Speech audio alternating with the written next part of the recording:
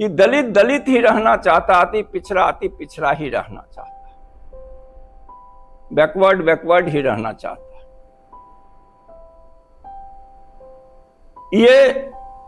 ये परिस्थितियां क्यों हैं? क्योंकि यह एनिमीज को, ये न्यू लिबरल सिस्टम जो है हमारे यहाँ, जो कॉलोनियल माइंडसेट है, आप सोचते होंगे कि हिंदुस्तान संपूर्ण रूप से सॉवरेन कंट्री है, इंडिपेंडेंट कंट्री है, तो ये भ्रम भी हटा दीजिए। भ्रम वहीं से पैदा होता है। हम 250 लाख करोड़ का ऋण लेकर के साम्राज्यवादियों की संस्था से अपनी संप्रभुता को अक्षुण्ण नहीं चला सकते हैं। और उस ऋण की शर्त भी है कि हम सबको शैक्षिक न्याय नहीं दें। शैक्षणिक न्याय क्यों नहीं मिलेगा? जब तक औपनिवेशिक, हम भले पार्लियामेंट हटाकर नया पार्लियामेंट बना ले, हम डीकोलोनाइजेशन में हम प्रतीकों को हटा लें, लेकिन हम इन प्रतीकों को भी इसीलिए हटाते हैं कि हम कॉलोनियल माइंडसेट को नहीं हटाना है, मुझे उस सिस्टम को जारी रखना है। चूंकि वर्तमान रूलिंग क्लास भी वही सिस्टम पसंद करता है जो कॉलोनी का सिस्टम था, जिसमें कम पढ़े, जिसमें शिक्षा में न्याय नहीं हो, शिक्षा का यूनिवर्सलाइजेशन नहीं हो, उसकी व्यापकता नहीं हो, और उसकी व्यापकता नहीं हो तो सोशल जस्टिस का सवाल भी इसी तरह चलता रहे, पूरा नहीं हो, मुकम्मल नहीं हो। क्योंकि सोशल जस्टिस पूरा हो जाएगा, एजुकेशन का जस्टिस पूरा हो जाएगा, तो यह सिस्टम, न्यू लिबरल सिस्टम के लिए वह सबसे खतरनाक हो जाएगा। वह फ्रांस की क्रांति की तरह खतरनाक होगा, वह अमेरिका के इंडिपेंडेंस वार की तरह खतरनाक होगा, वह रशियन रिवॉल्यूशन की तरह खतरनाक होगा। शिक्षा का ज्ञान जिसके पास सबसे ज्यादा हो, हम उस शिक्षा के ज्ञान को क्या व्यापकीकरण नहीं होने दिया। चाहे वो आर्यभट्ट की शिक्षा हो, चाहे बड़ा मिहिर की शिक्षा हो,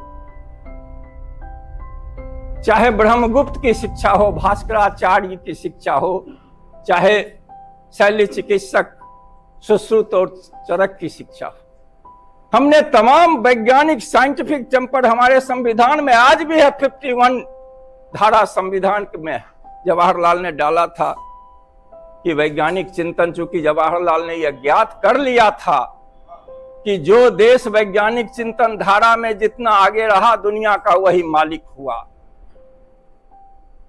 ये बात रूलिंग एलिट्स को मालूम है, और इसीलिए रूलिंग एलिट्स, इसमें यह कम बहस हुई है कि रेसिस्टेंस पर कम बहस हुई है कि ज्यों ही शैक्षिक न्याय और सामाजिक न्याय की बातें हुई, बहसें हुई, 5000 साल से इसके खिलाफ जंग जारी है। लोग इसको रोकने के लिए तैयार हैं और रोकने में सफल रहे। एक से एक आप देखिए, ड्रेको का कानून देखिए। ड्रेको का कानून क्या कहता है कि सबको नहीं। अब जिस प्लेटो और अरस्तु जैसे महान दार्शनिक की बात करते हैं, वो अभी सबकी शिक्षा की बात नहीं किया कभी, ये जान लीजिए। और सुकरात ने सबकी शिक्षा की बात किया तो विष का प्याला पीना पड़ा था, उसको मौत की सजा हुई। तो सबकी शिक्षा की बात कभी नहीं की गई।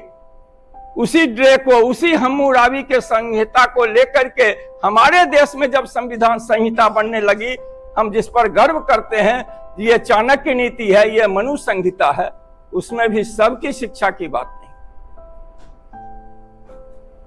इसीलिए मैंने कहा कि शैक्षणिक न्याय मूल सवाल है, तब सामाजिक न्याय। स्त्रियों के बारे में कहा कि स्त्रियां पढ़ लेगी तो पुरुष को तो मरने के बाद मोक्ष मिलेगा, स्त्रियां पढ़ेंगी तो उनको जीते जी मोक्ष मिल जाएगा। जो मोक्ष मिल जाएगा तो फिर पुरुषवादी सत्ता के लिए वह सबसे बड़ी चुनौती हो जाएगी। यह फैक्ट है, यह व्यवहार की चीजें हैं, ये कोई आसमान की चीजें नहीं है। जमीन पर हम अपने परिवार में, समाज में हर जगह देखते हैं, भोगते हैं, पूरा समाज भोगता चला गया। इसीलिए हम विश्व गुरु थे कहते हैं, हमारे प्रधानमंत्री जी कहते हैं विश्व गुरु थे विश्व गुरु। लेकिन वह कौन परिस्थितियां थी जो विश्व गुरु से हमको हटा दिया? कौन हालात थे? वो हालात यही थे ये व्यवहार बताया, ये इतिहास बताया।